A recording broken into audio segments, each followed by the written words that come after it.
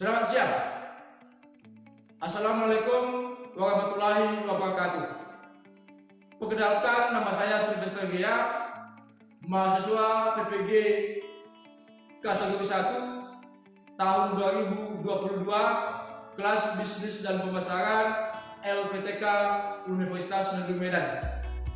Berikut ini saya tampilkan video pembelajaran saya pada pelaksanaan uji kinerja pada PPG tahun 2022. Selamat menyaksikan.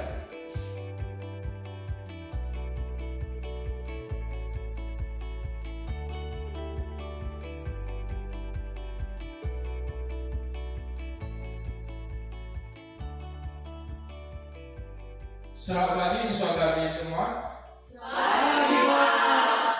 Senang sekali pada hari ini kita bertemu kembali pada mata pelajaran pendataan produk. Sebelum memulai kita pembelajaran hari ini, seperti biasa kita akan melakukan persiapan, dan sebelumnya kita akan berdoa dipimpin oleh salah seorang teman. Silakan.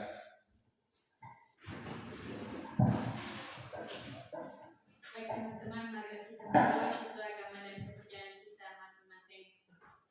Bapa di atas kerjaan surga, terima kasih Bapa atas berkat dan karunia-Mu yang telah melimpahkan di dalam kehidupan kami, di mana Engkau telah menolong kami Tuhan, dan rumah kami hingga sampai pada pagi hari ini.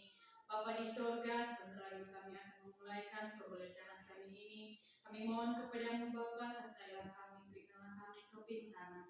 Bapa di surga, inilah kehidupan kami serahkan di tangan-Mu dari sekarang sampai selama-lamanya. Amin. Baik, terima kasih untuk siswa kami semua.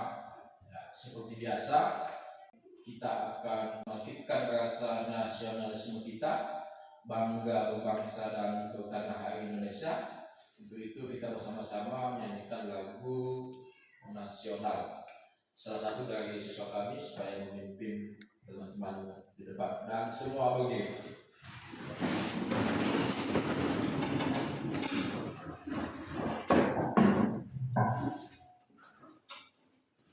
Berkibarlah benderaku, 3 ya. Berkibarlah benderaku, lambang suci darah perwira. Di seluruh pantai Indonesia, kau tetap pujaan bangsa. Siapa berani menurunkan engkau, serentak rakyatmu membela. Sang merah putih yang perwira, berkibarlah selama-lamanya. Baik, terima kasih. Silakan kembali. Baik, untuk siswa kami, sebelum kita memulai materi, dalam sebaiknya kita akan mengulas pembelajaran untuk minggu yang lalu. Minggu yang lalu itu kita sudah belajar tentang pengertian daripada atribut produk. Jadi ada yang masih ingat itu apa pengertian atribut produk? Materi yang minggu lalu, silakan. Ya, silakan. Atribut produk adalah unsur-unsur yang terkandung dalam suatu produk yang menjadi dasar dalam pengambilan keputusan untuk mengambil pengambilan. Baik, terima kasih. Jadi materi minggu lalu, atribut produk itu adalah unsur dalam pengambilan keputusan, ya. Unsur-unsur dalam pengambilan keputusan. Jadi itu dia materi untuk minggu yang lalu. Terima kasih. Jadi harapan saya supaya setiap pembelajaran berikutnya selalu membuka ataupun belajar materi sebelumnya. Jadi paling tidak materi-materi itu ketika Anda sudah membaca, pasti salah satu akan lengket di otak ataupun pemikiran Anda. Jadi tidak perlu Pembelajaran itu tidak perlu sampai berjam-jam, cukup 15 menit sampai 30 menit, tetapi rutin ya, setiap malam. Saya yakin ketika kita mengulang setiap malam, maka pembelajaran itu dengan sendirinya akan selalu teringat. Ya, jadi itu sudah materi minggu lalu. Kemudian materi hari ini adalah materi hari ini syarat-syarat penataan produk dan pengelompokannya. Pada materi ini nanti akan ada 3 video pembelajaran. Ya, akan ada 3 video pembelajaran yang akan ditayangkan. Dan sebelum itu saya akan mengecek kehadiran siswa dengan melihat absensi dan silakan dijawab nantinya. Betiali Lase, ada Pak. Dekianus Lase, ada Pak. Feni Purnamasari Lase, Ada Pak. Hengki, ada Pak. Helda, Ada Pak. Julianus, Ada Pak. Kasih Dalnica, Ada Pak. Libesani, Ada Pak. Novianti, Ada Pak. Rismawati, Ada Pak. Setia Kristiani, Ada Pak. Yasni Lagi, Ada Pak. Yenia Gulu, Ada Pak. Yukesni dan Telugu. Ada Pak. Ya, ini sudah ada semua ya. Terima kasih. Tingkatkan terus kehadiran Anda di sekolah. Baik, tadi syarat penataan produk. Nah, tadi saya sudah katakan bahwa untuk materi hari ini akan ada 3 video pembelajaran. 2 video itu adalah video pembelajaran untuk penataan produk, dan video yang pertama, yang ketiga nanti adalah video untuk tugas kelompok. Jadi silakan nanti disimak, dan terlebih dahulu saya akan menayangkan. Silakan dilihat. Ini ya. Yang pertama adalah ini materinya, kemudian ini kompetensi dasar dan IPK, indikator pencapaian peserta pendidik. Kemudian ada tujuan pembelajaran di sana, sudah bisa dibaca? Bisa. Jadi dalam tujuan pembelajaran ini Anda itu dapat mengetahui fungsi daripada penataan produk. Kemudian ini dia pengertian, tujuan, macam-macam pengelompokan penataan produk. Nah, ini dia materinya. Di sana dituliskan pengertian. Pengertian daripada display adalah penataan barang dagangan di tempat tertentu dengan tujuan menarik minat konsumen. Jadi penataan produk itu tujuannya adalah untuk menarik minat konsumen. Kemudian menurut pengertian, ya, ini ada 3 menurut Nadiman, Leon, dan Supiah. Kemudian contoh, nah ini dia. Ketika dengan baik di sini dapat Anda lihat bahwa ada 2 contoh dari penataan barang. Yang di sana yang pertama itu penataan produk disusun tidak beraturan, tidak rapi. Kemudian yang kedua, penataan produk itu disusun dengan rapi. Nah, ini dia. Kemudian ada macam-macam penataan produk. Ada Windows, ada interior, ada eksterior, dan ada solar. Apa fungsinya? Menarik perhatian, memancing perhatian, menimbulkan dorongan seketika atau impuls, menimbulkan daya tarik, dan menyatakan kualitas. Jadi maksudnya di sini bahwa pemajangan barang dagangan dengan gambar ataupun dengan simbol, artinya mereka hanya memajangkan produk itu dengan gambar ataupun simbol. Misalnya ketika kita ke toko, maka di depan itu ada semacam boneka. Jadi boneka itu sudah diberikan baju misalnya. Nah, itu dia. Jadi seperti itu modelnya. Dilihat juga dalam gambar yang ada. Kemudian seterusnya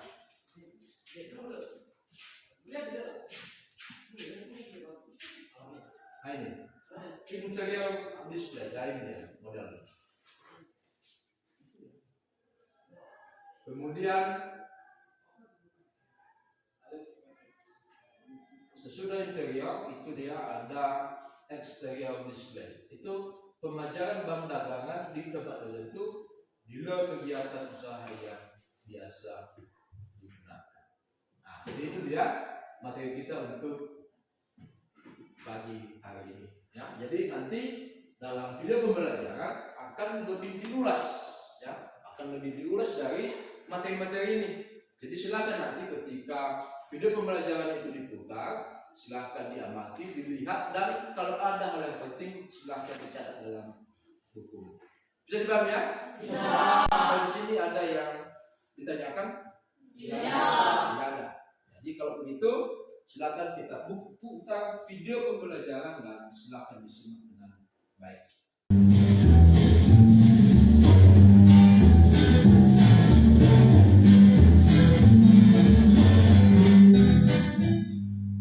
Assalamualaikum warahmatullahi wabarakatuh. Apa kabar semuanya? Semoga dalam keadaan yang baik dan sehat. Di video sebelumnya kita sudah membahas tentang pengenalan penataan produk atau display. Ya, kita sudah membahas tentang macam-macam display atau jenis-jenis display. Nah, di video kali ini kita akan belajar tentang grouping atau pengelompokan barang. Perlu kalian ketahui, dalam melakukan penataan barang dagangan, kegiatan pengelompokan barang yang akan ditata sangat penting untuk dipelajari.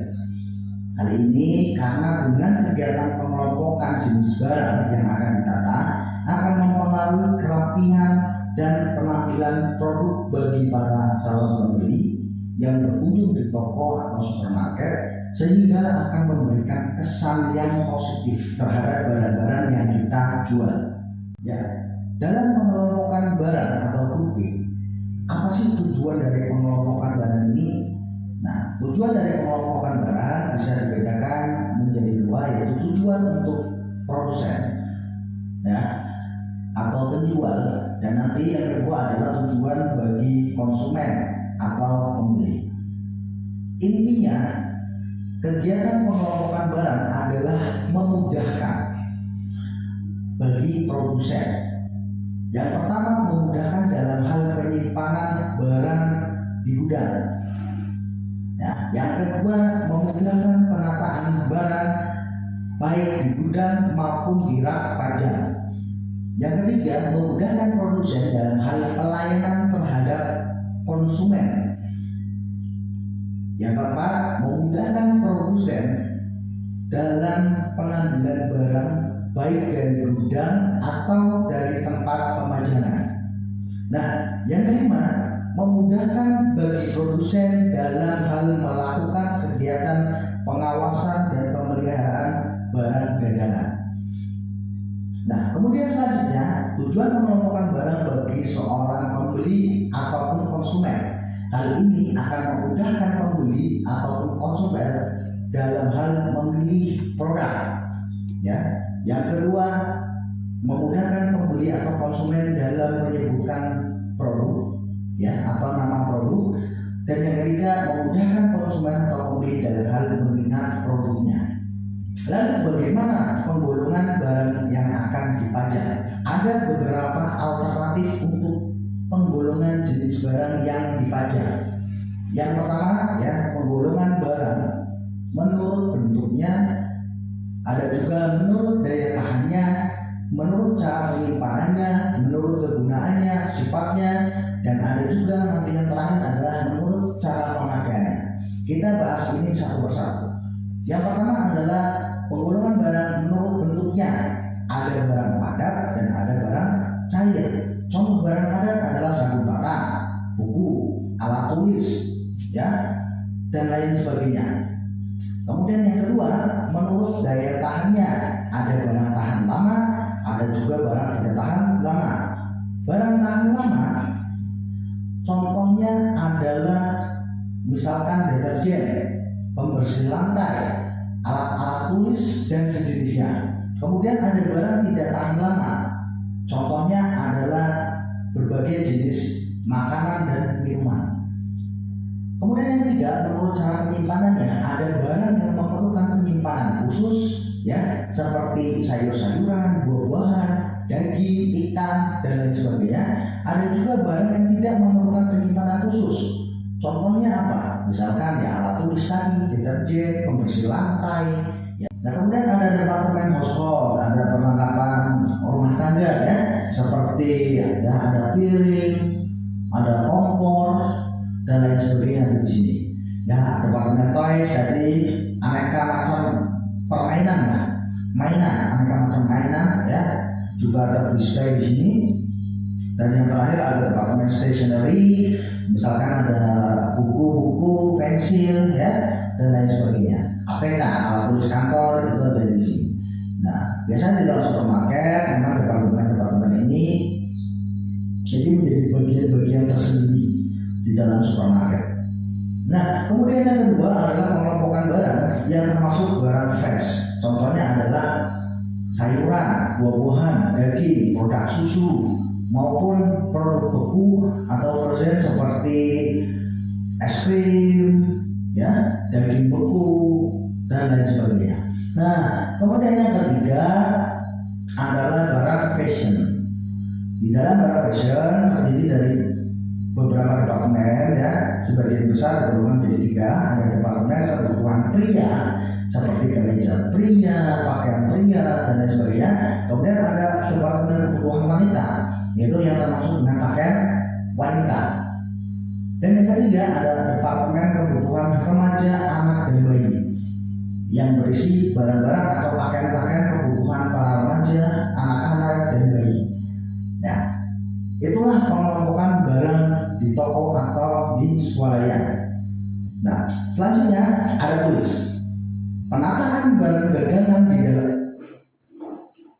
Baik, ya, jadi itu dia video pembelajaran yang pertama. Ya, jadi di sana itu tadi telah dijelaskan bahwa ada berbagai macam-macam dari kebutuhan, ya, kebutuhan baik itu kebutuhan perempuan, laki-laki, dan seterusnya. Dan di sana juga disebutkan apa saja jenis contoh kebutuhan.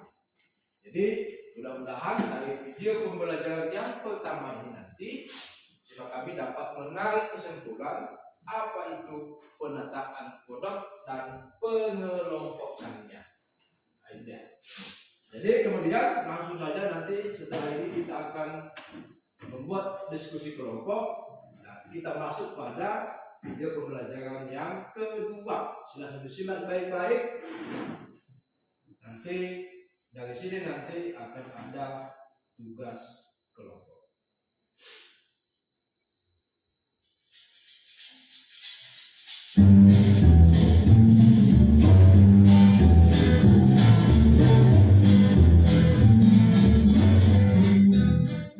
Assalamualaikum warahmatullahi wabarakatuh. Apa kabar semuanya?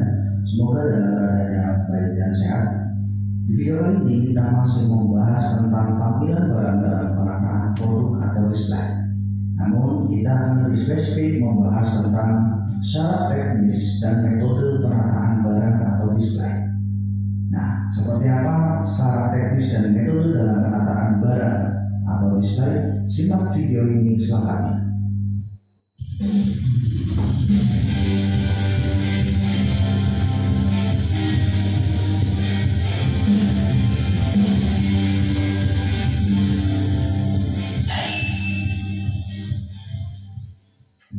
Yang pertama adalah syarat teknik display. Nah, secara teknis terdapat beberapa syarat penting yang harus dipenuhi dalam melakukan penataan barang dagangan. Yang pertama adalah barang dagangan yang didisplay harus mudah dilihat. Penempatan barang di rak pajangan, label barang, dan label harga haruslah menghadap ke depan atau keluar. Hal tersebut dilakukan agar pembeli dengan mudah dapat melihat tanpa menyentuh barang. Nah, kemudian yang kedua, mudah dijangkau. Tidak dapat dipungkiri bahwa konsumen terbanyak dari supermarket ialah para wanita yang memiliki tinggi badan antara 150 cm sampai dengan 160 cm. Oleh sebab itu, dalam penataan barang haruslah memperhitungkan ketinggian peralatan display yang disesuaikan dengan tinggi tinggi badan konsumen agar mudah untuk dijangkau. Nah, kemudian yang ketiga adalah rapi dan bersih. Salah satu faktor penting yang dapat menarik perhatian pelanggan untuk mendekat dan melihat barang kemudian tertarik untuk membeli adalah tempat yang bersih dan rapi. Jika sebuah tempat terlihat bersih dan rapi, akan terasa enak dipandang dan konsumen merasa nyaman. Yang keempat adalah mudah dicari. Konsumen akan merasa senang dan nyaman jika tersedia berbagai kemudahan-kemudahan dalam mencari barang yang ia butuhkan. Barang yang dipajang kita haruslah sesuai dengan kelompoknya atau grouping, serta sesuai dengan petunjuk barang yang umumnya digantung di atas. Nah, kemudian yang kelima adalah aman. Penataan barang dagangan kita harus mempertimbangkan faktor keamanan. Barang yang mudah pecah jangan diletakkan di pinggir karena dapat dengan mudah tersentuh pengunjung atau konsumen yang menyebabkan kecelakaan dan kerusakan barang. Adapun dalam melakukan display, jangan meletakkan makanan berdekatan dengan barang yang mengandung racun. Kelima hal tersebut merupakan pertimbangan dasar dalam menata barang dagangan pada rak pajangan agar memiliki daya tarik bagi pengunjung ataupun konsumen. Nah, dalam pelaksanaannya kita juga perlu memperhatikan hal-hal sebagai berikut. Yang pertama, label harga dan informasi barang harus jelas karena berfungsi untuk membantu penjualan. Kemudian selanjutnya, dalam meletakkan barang di rak pajangan jangan ditumpuk. Barang yang ditumpuk akan mempersulit pembeli saat hendak mengambil barang. Selain itu, tumpukan tersebut dapat terjatuh dan membahayakan konsumen saat memilih barang. Kemudian juga usahakan persediaan barang di rak display dalam keadaan penuh. Apabila persediaan barang sedikit, letakkan sisa barang dan rapatkan pada pojok depan rak. Selanjutnya adalah produk yang cepat laku atau produk-produk yang memiliki nilai perputaran cepat. Maka jumlah barang yang di-display atau yang ditampilkan harus lebih banyak dibanding dengan barang-barang yang perputarannya kecil. Dan yang terakhir adalah ketika menata produk pada rak susun, ukuran kemasan yang paling kecil diletakkan di rak atas dan ukuran kemasan paling besar diletakkan pada rak paling bawah. Contohnya, pada rak susun 4, kemasan 250 gram diletakkan di paling atas, 400 gram di bawahnya, kemasan 750 gram di bawahnya 400 gram, dan yang kemasan 1 kilo berada pada rak paling bawah. Nah, inilah hal-hal yang perlu diperhatikan ketika menata barang. Nah, selanjutnya ada metode menata barang. Yang pertama adalah istilah pada bagian depan toko. Dalam hal ini, penataan produk barang lebih mengutamakan mengisi bagian depan atau etalase depan terlebih dahulu. Selanjutnya ada metode menata barang. Yang pertama adalah istilah pada bagian depan toko. Dalam hal ini, penataan produk barang lebih mengutamakan mengisi bagian depan atau etalase depan terlebih dahulu. Bahkan ada yang mengisi bagian teras atau trotoar toko sehingga akan terkesan penuh bagi calon pembeli dan lebih menarik perhatian calon pembeli. Kemudian yang kedua adalah perhatikan warnanya. Memperhatikan warna di sini yang dimaksud adalah kemasan dari produk itu sendiri.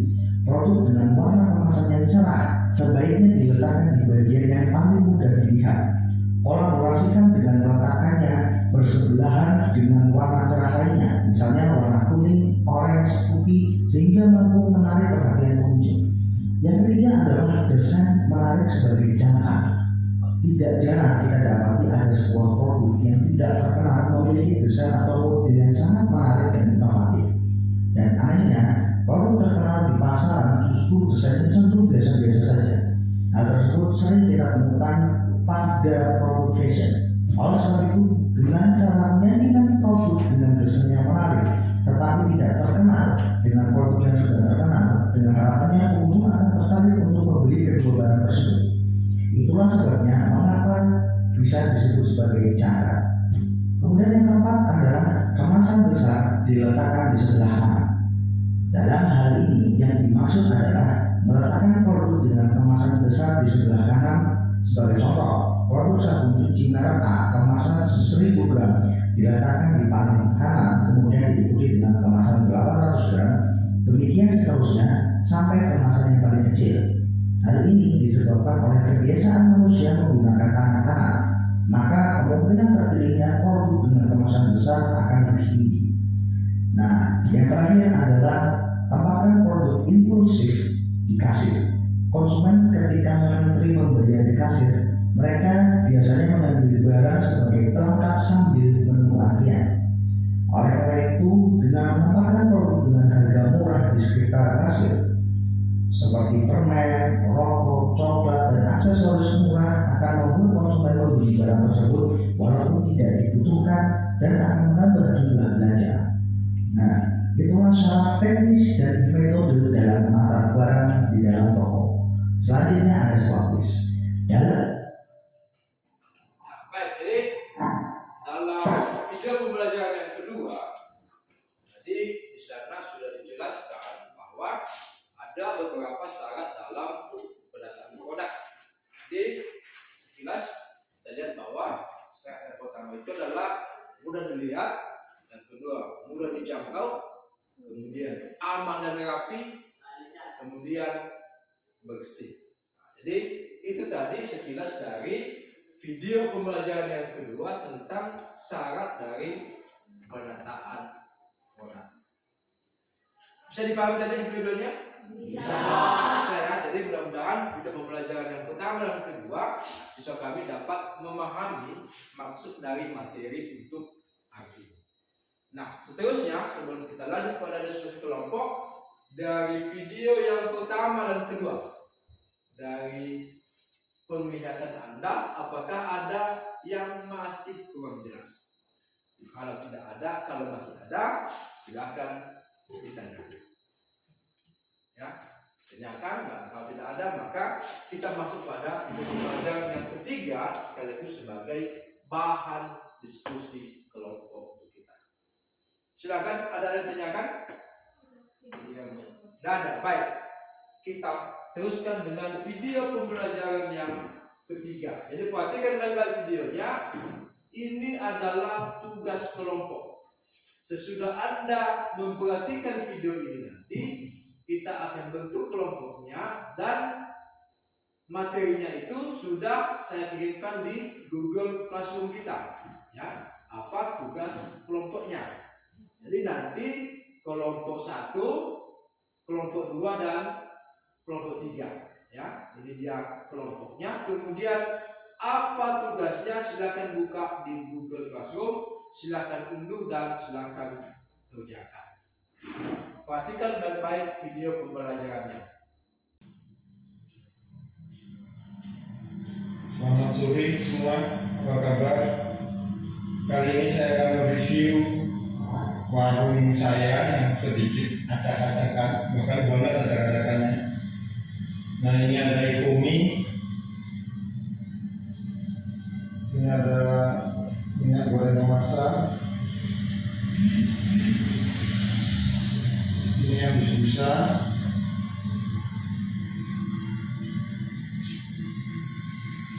ini super minyak, mie sedap, ini alat-alat cuci dan perlengkapan mandi.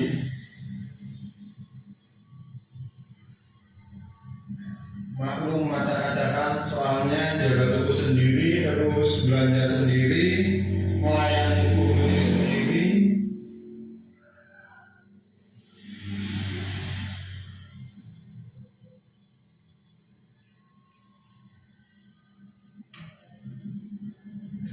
Untuk teman-teman yang punya saran agar toko saya bisa rapi, gimana sarannya? Terus silakan tulis di kolom komentar. Dan warung saya ini berdiri sejak tahun 2017. Elektronik, tapi ada itu. Dan ini perlengkapan lampu, perlengkapan listrik.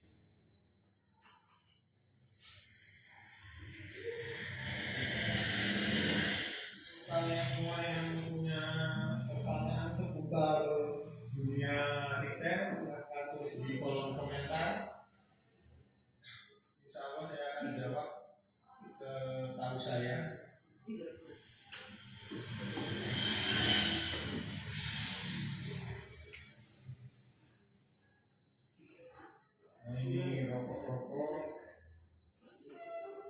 terus ini voucher-voucher internet, kami sedia juga.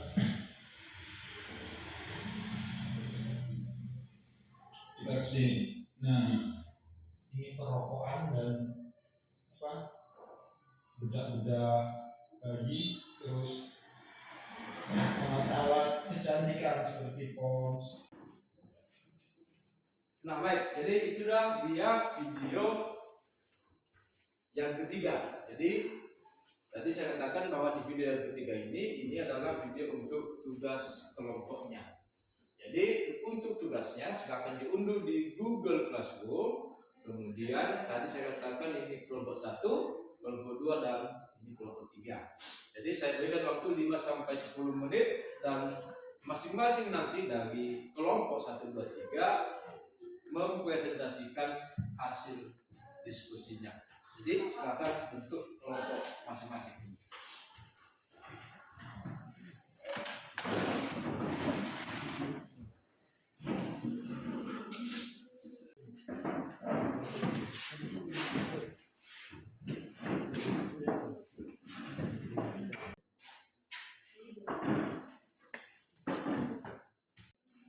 Sudah gimana? Sudah siap? Sudah dulu?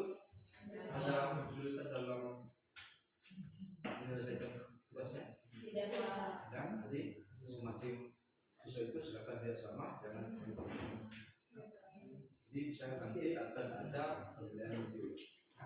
Ini salah satu dari teman Anda untuk presentasi. Kelompok 1 gimana? Ada masalah? Ada kesulitan? Jadi silakan pilih salah satu dari temanmu untuk mempresentasikan. Jadi masing-masing dari siswa itu silakan berikan idemu, jangan menunggu dari temannya. Jadi waktunya sekitar 2 sampai 3 menit lagi.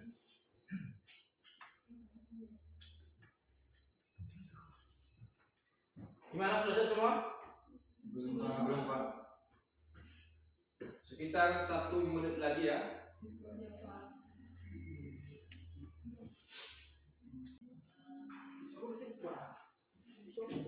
Sudah semua? Sudah Pak. Baik, ya. Jadi silakan kalau sudah siap silakan kembali ke tempatnya masing-masing dan persiapkan dirimu untuk masing-masing kelompok siapa yang mempresentasikan hasil diskusinya. Baik, jadi kalau sudah siap saya mintakan dari kelompok 3 ya, silakan kelompok 3 bacakan hasil diskusinya.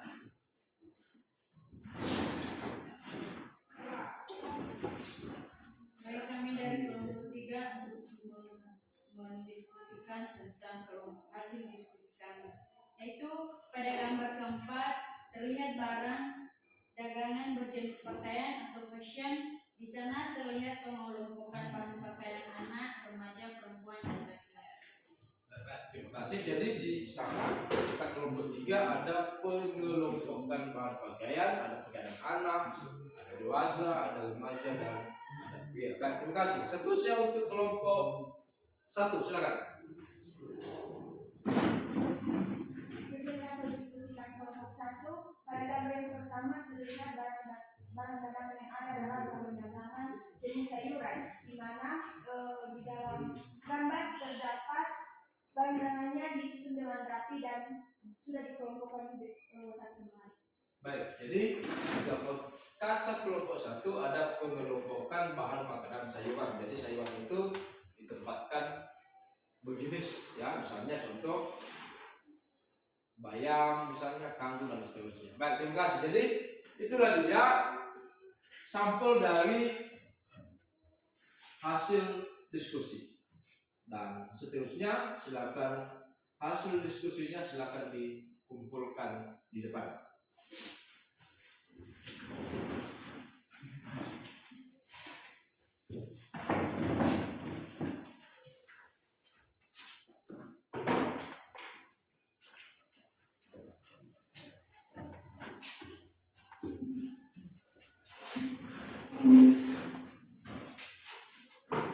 Jadi sepintas saya lihat bahwa ini untuk masing-masing kelompok ini itu dengan baik.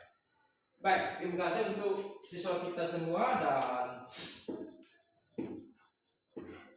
dari hasil diskusi yang tadi itu kembali saya ingatkan ada yang masih kurang jelas dari model pembelajaran yang utama tadi, dari video pertama, video kedua, dan dari diskusi ini. Silakan, ada yang kurang dipahami, ada yang kurang jelas, sebelum kita akhiri silakan ditanyakan. Baik, jadi kalau tidak ada maka kita akan membuat kesimpulan apa kesimpulan dari pembelajaran kita hari ini. Jadi kesimpulannya adalah untuk syarat-syarat penataan kodak, silakan dilihat sambil dicatat di bukumu. Yang pertama adalah kodak itu, atau ulangi, syarat-syarat dari penataan kodak yang pertama adalah mudah dilihat. Yang kedua, apa syarat yang kedua? Mudah dijangkau. Yang ketiga itu adalah aman, dan yang keempat itu bersih dan rapi. Jadi inilah hasil kesimpulan dari pembelajaran kita hari ini, ya. Syarat-syarat dari penataan kodak yang pertama adalah kodak itu mudah dilihat, mudah dijangkau, kemudian aman dan bersih serta rapi. Itu dia. Kemudian tadi di video pembelajaran yang kedua tadi, di sana dituliskan ada beberapa hal ketika kita akan menata barang. Ya, ada beberapa hal. Salah satunya adalah barang itu disusun dengan rapi, dan barang yang paling berat itu disusun di paling bawah. Artinya beratnya itu susun, yang paling ringan itu paling ke atas. Kemudian seterusnya dilihat dalam menata barang, dilihat tinggi besarnya display, karena ukuran kita orang Indonesia itu tidak sama dengan ukuran orang Eropa. Jadi jangan sampai ketinggian, tidak sampai nanti orang Indonesia mengambil barang. Ya, bisa dipahami ya? Jadi itulah hasil kesimpulan kita pada pembelajaran hari ini. Jadi sekali lagi terima kasih atas perhatian Anda. Silakan belajar lagi di rumah, mengulas kembali lagi dari materi pembelajaran untuk hari ini. Kemudian ingat untuk materi pelajaran minggu depan, ya. Kita masuk pada lanjutan dari materi ini adalah pengelompokan barang, ya. Jadi silakan dibaca-baca referensinya, lihat di buku di Google misalnya, untuk memudahkan pada pembelajaran berikutnya. Sampai di sini, sebelum kita akhiri silakan kembali kita berdoa mohon perlindungan Tuhan Yang Maha Kuasa. Marilah kita berdoa dan pekerjaan kita masing-masing. Bapa di surga, terima kasih Bapa atas berkat dan karunia-Mu yang telah tumpahkan di dalam hidup kami. Kami serahkan di tangan-Mu Bapa dari sekarang sampai selama-lamanya. Amin. Amin. Jadi silakan tunggu pembelajaran berikutnya dan selamat siang. Siang.